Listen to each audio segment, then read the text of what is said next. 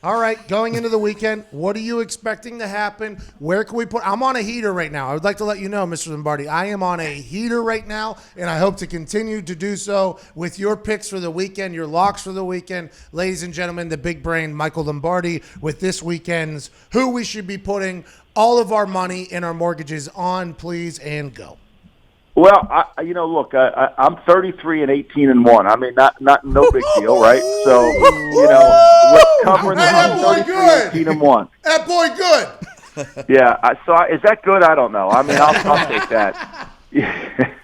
I like Green Bay. I like Green Bay against the Giants. I think the Giants are as bad as you can possibly be on defense. I think I would lay the points against the Giants. I think Aaron Rodgers will bounce back and have a big game. I do like the Rams this week to bounce back. I think the line should be higher than it is based on my power rankings. I think the Rams should be able to go in there and play much better. They were embarrassed. I like teams that got embarrassed. And I think Tennessee, all due respect to Indianapolis, I think Tennessee's playing really good right now. And I think they're playing well. And without T.Y. Hilton, I worry about the Titans. I worry about the Colts being able to move the ball. So those would be my three. All right, you got the Packers, the Rams, and the Titans led by Tannehill against the Colts. I don't love it. I'm going to be honest. The Colts, I was yelling into every camera I could find. That offensive line was just dominating everybody.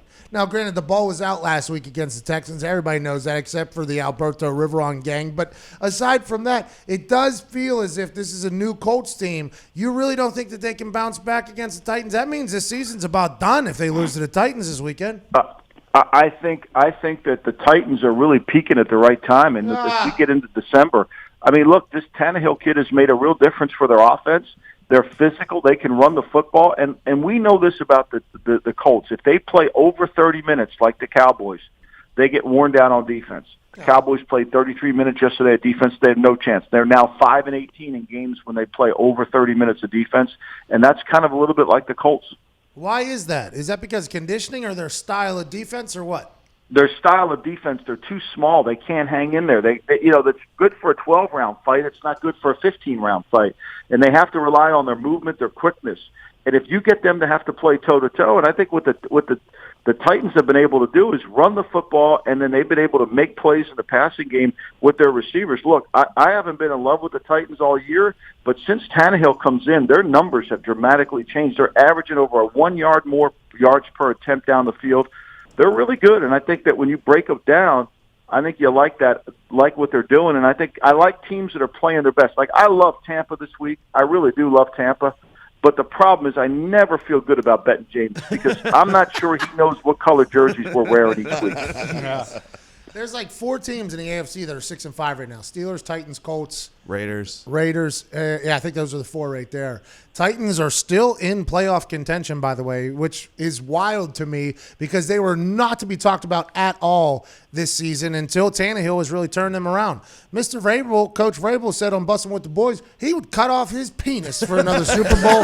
I'm happy that they have a potential chance to go for that. Not happy for his wife, obviously, but excited for all those things. How do you think old Ducky Hodges is going to do this weekend against the Cleveland Browns at home in Pittsburgh? Can we have a moment on Twitter together with the Duckster? Don't we just love it? I mean, you and I are the only 2 people that love the Duckster. I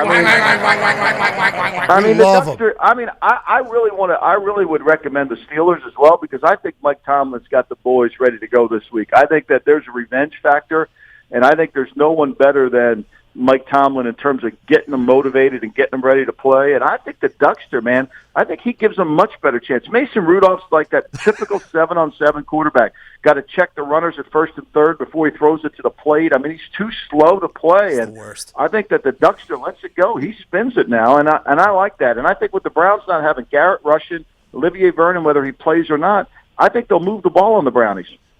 Hey, when the Browns go to Pittsburgh and it's a Sunday night or Sunday day fight, Ducks fly together.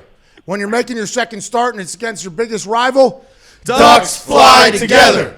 Whenever you went to Sanford and you broke all the FCS records and now you get a chance to play because another guy threw helium balloons, Ducks fly together. That's where we're at right now with Ducky Hodges, pal.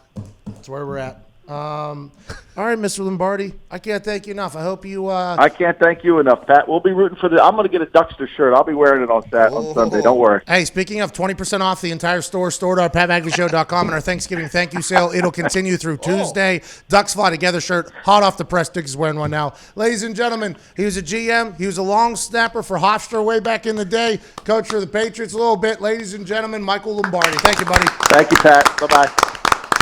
33, 18, and 1. Is that good?